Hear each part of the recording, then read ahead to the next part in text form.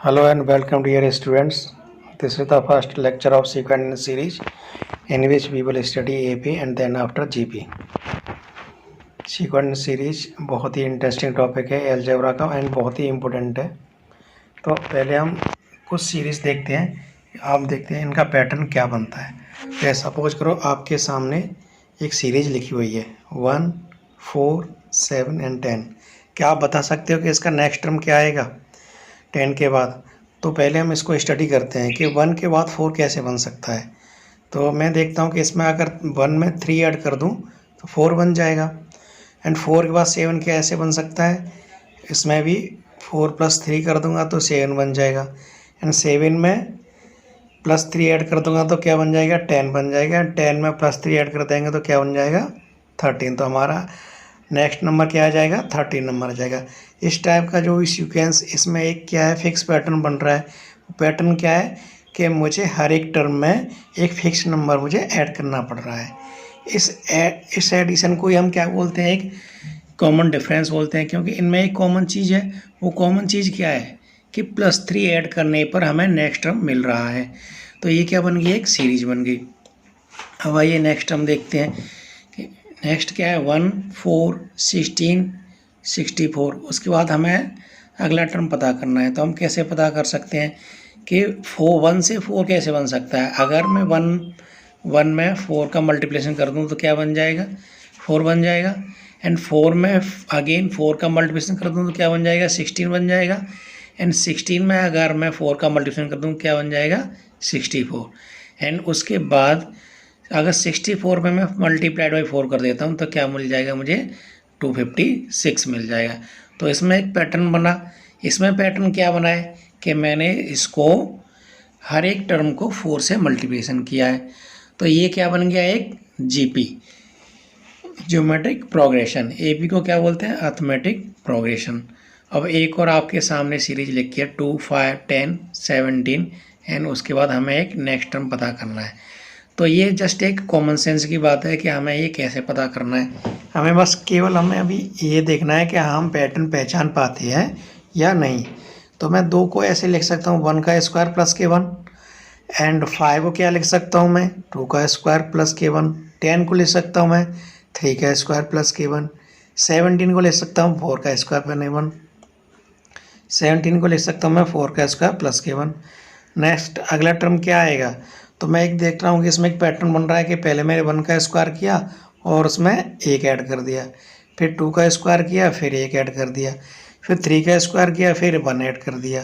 तो ऐसे ही last term में क्या करूँगा मैं 5 का स्क्वायर कर दूंगा एंड 1 ऐड कर दूंगा तो क्या आ जाएगा 26। तो आई होप आपको इतना समझ में आ रहा होगा। चलिए आगे बढ़ते हैं।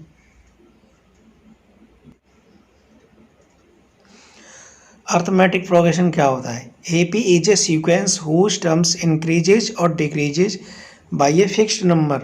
This fixed number is called the common difference.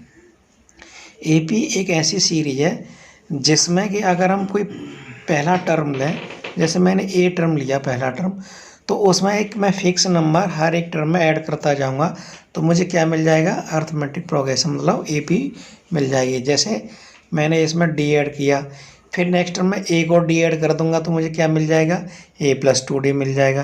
फिर उसमें एक और टर्म ऐड कर दूंगा तो मुझे क्या मिल जाएगा A+3D। फिर इसमें अगर एक और टर्म में ऐड कर दूंगा तो मुझे क्या मिल जाएगा A+K4D। तो इसी तरह से मुझे आगे के टर्म मिलते जाएंगे। तो मैंने इसमें सब में क्या किया, मैंने क्या किया एक फिक्स टर्म D जो है ऐड कर दिया। ये जो फिक्स टर्म को D को क्या बोलते हैं हम कॉमन डिफरेंस बोलते हैं। तो पहला टर्म इसको क्या लिख सकते हैं हम T1 लिख सकते हैं, 2 and next T3 and T4। आगे अब इसके बारे में और पढ़ेंगे। अभी हम देखेंगे इसका जनरल टर्म क्या होता है। तो जनरल टर्म क्या होता है कि if A is the first term and D is the common difference of an AP।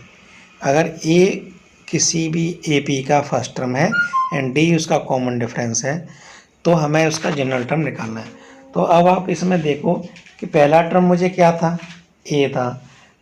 तो अगर पहले टर्म में मैंने A लिया तो उसमें D क्या है, D है ही नहीं, मतलब D का टर्म है ही नहीं।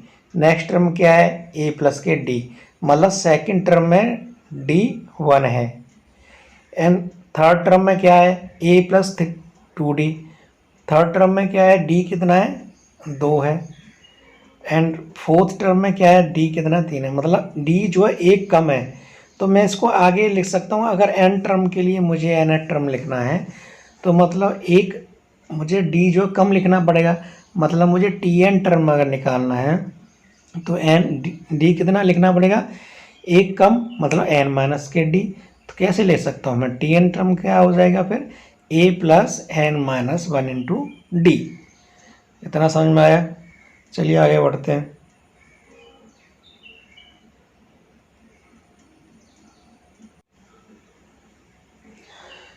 एक क्वेश्चन करते हैं, चलो इसी पे।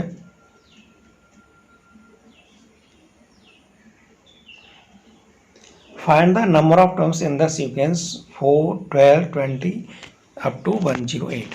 108 इसका है एन टर्म है एक तरह से, या लास्ट टर्म कह सकते हैं हम इसको। हमारे सामने एक ए बी दे रखी है 4, 12। तो हम पहले इसका क्या है, कॉमन डिफरेंस निकालेंगे। कॉमन डिफरेंस हम कैसे निकाल सकते हैं, सेकंड टर्म माइनस के फर्स्ट टर्म। अगर इसमें से अगर 12 में से मैं 4 माइनस कर दूंगा तो मुझे क्या मिल जाएगा, इसका कॉमन डिफरेंस मिल जाएगा। फर्स्ट टर्म क्या है, 4 है, एंड कॉमन डिफरेंस क्या है, 8 है। तो अब मुझे निकालना क्या है कि नंबर ऑफ टर्म्स में कितने नंबर ऑफ टर्म्स है, मतलब टी एन मुझे निकालना है। तो टी एन क्या होता है, a plus n minus 1 into d, और एन इसमें क्या है, 108 है। नहीं सॉरी, इसमें टी एन बराबर मुझे निकालना है, टी एन दे रखा है इसमें 108। निकालना क्या है, एन निकालना है। तो ऐसे लिख सकता हूँ मैं, 4 plus n minus 1 into 8 is equal to 108। And n minus 1 into 8 क्या हो जाएगा आपका, 104 हो जाएगा। इस 4 को इधर माइनस कर देंगे तो, एंड उसके बाद एन माइनस 1 क्या हो जाएगा, 13। And n is equal to आपका क्या आ जाएगा, 14। तो एन इज इक्वल टू क्या आएगा, 14। मतलब 14 टर्म इस सीरीज में कितने टर्म है, इसमें 14 टर्म। आई होप इतना समझ में आ रहा होगा। चलिए आगे बढ़ते हैं इसमें।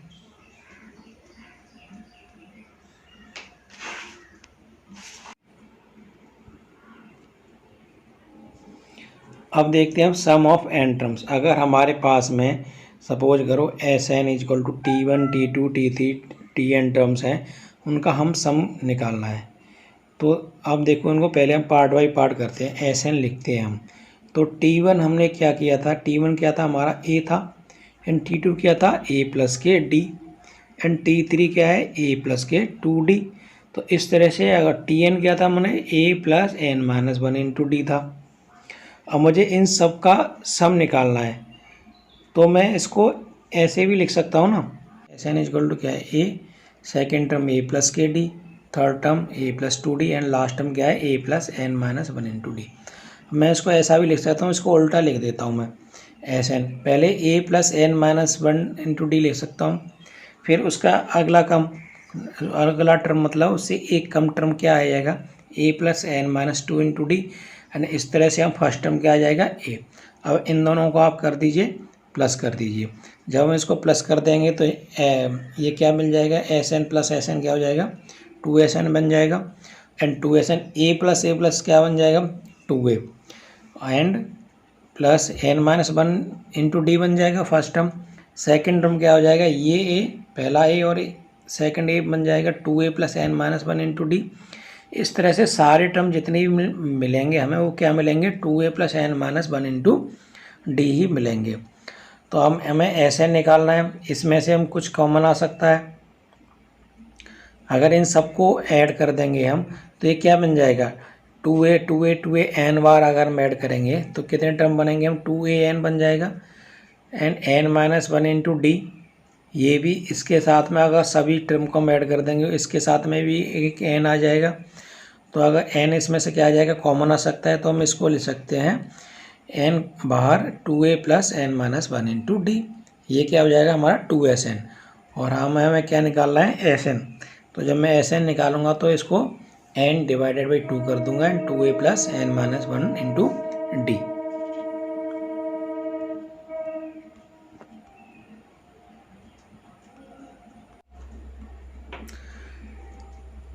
सम ऑफ एन टर्म्स क्या बन जाएगा, S n is equal to n by two 2a plus n minus 1 into d.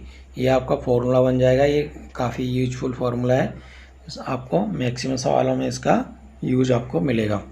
Sum of the first n terms in the A P is given by S n equal to n by two 2a plus n minus 1 into d. इसको हम ऐसे भी ले सकते हैं, n by two and a plus l, ये n minus 1 into d, ये क्या है लास्ट टर्म है, एल इज क्या है इसमें लास्ट टर्म है, तो मतलब first term a plus n minus 1 into d क्या बन जाएगा, लास्ट टर्म बन जाएगा। तो first term plus last term, इसको इस तरह से भी ले सकते हैं, l is the last term.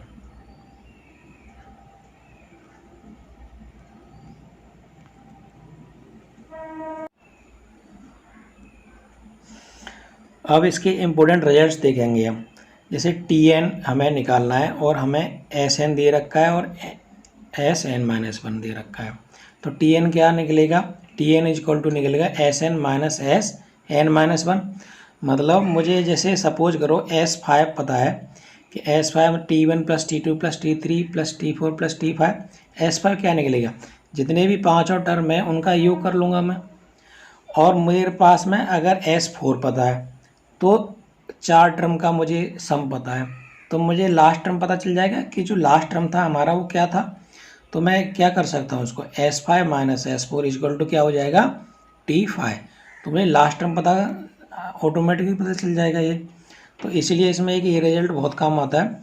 T N equal to क्या होता है, S n minus S n minus के 1।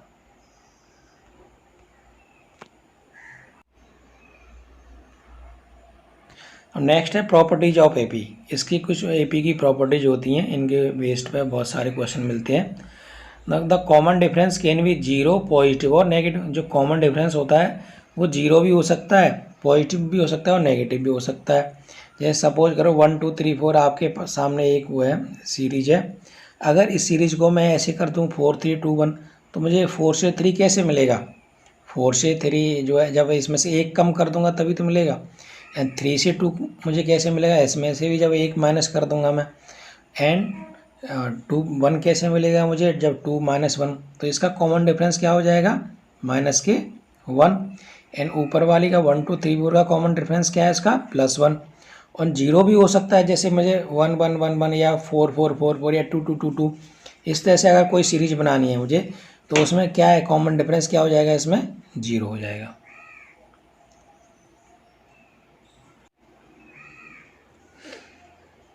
Properties of AC. Second property इसकी क्या है, if a b c are in A P, अगर a b C A P में है तो जो सेकंड टर्म होता है उसका अगर डबल कर देंगे, मतलब 2b इक्वल टू क्या हो जाएगा, a प्लस के सी। जैसे सपोज करो ए बी सी ए पी में है, तो इसकी मुझे कॉमन डिफरेंस निकालना है। तो मैं ऐसे लिख सकता हूँ इसको b माइनस ए एंड इसको c माइनस बी लिखूँगा। तो अगर इन दोनों को मैं इक्वल कर दूंगा तो क्या बन जाएगा मुझे, 2b equal to A plus के सी। एंड 2 को नीचे ले लीजिए, इसके 2 को नीचे लीजिए, एंड बी इक्वल टू क्या हो जाएगा, a प्लस सी बाई 2। ये भी इसकी एक काफ़ी इम्पोर्टेंट प्रॉपर्टी है।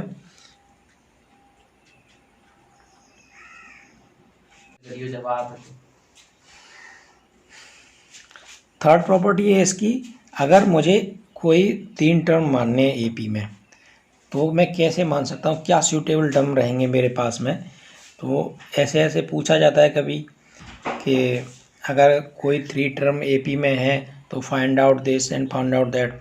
तो उस तरह से अगर मुझे मानना है तो सबसे मोस्ट सूटेबल AP मुझे माननी है, तो क्या मानूंगा, पहले बीच का टर्म मान लीजिए A, और उसमें एक टर्म प्लस डी कर दीजिए एंड एक टर्म माइनस डी कर दीजिए। तो क्या टर्म बन जाएगा हमारे पास में, A माइनस के D A and A plus के डी। अगर मुझे 4 टर्म मानना है तो बीच का टर्म मुझे सिमिलर लिखना है, मतलब इस तरह से टर्म बनाने हैं मुझे कि उसके आगे वाला और उसके पीछे वाला सेम कैलकुलेशन से मुझे मिल जाए। जैसे मैंने इसमें d प्लस किया एंड इसमें d माइनस किया। अगर मुझे 4 मानने हैं तो मुझे बीच के 2 लगभग सेम रखने हैं। तो कैसे लिख सकता हूँ मैं, a माइनस के डी ए और a प्लस डी में मान लिया, तो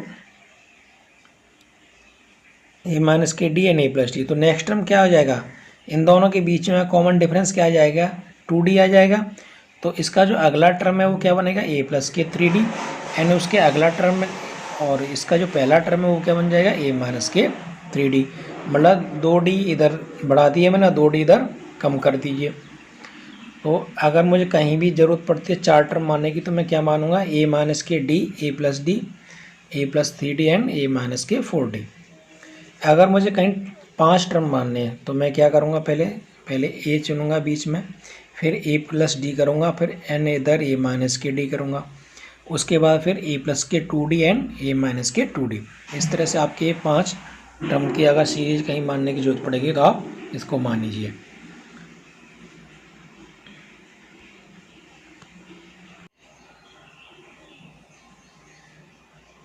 अब इसकी नेक्स्ट प्रॉपर्टी है, properties for sum of the terms of an AP equidistance from the beginning and end is constant and equal to the sum of first and last term. अगर कोई जैसे एपी है 5 term की, जैसे AP है आपके सामने, तो जो पहला टर्म है और जो लास्ट का टर्म है उन दोनों का जो सम है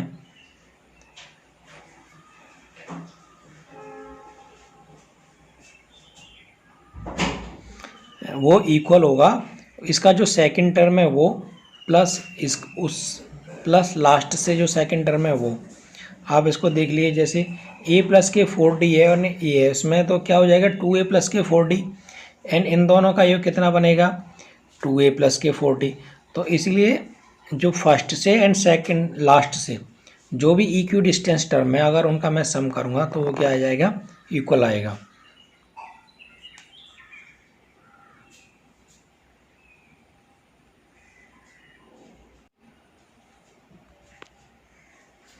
नेक्स्ट प्रॉपर्टी है इसकी, if each term of an AP is increase and decrease multiplied और divided by the same non zero number then the resulting sequence is also an AP.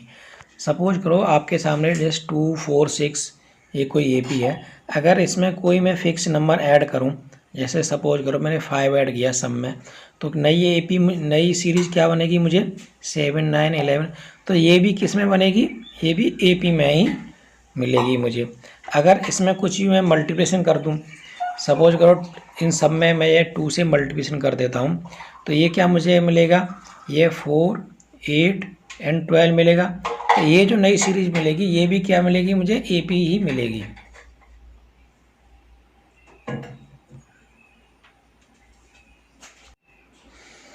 अभी नेक्स्ट वीडियो में हम इसके एग्जाम्पल्स करेंगे बहुत सारे, जिससे आपके सारे कॉन्सेप्ट क्लियर हो जाएंगे आपको।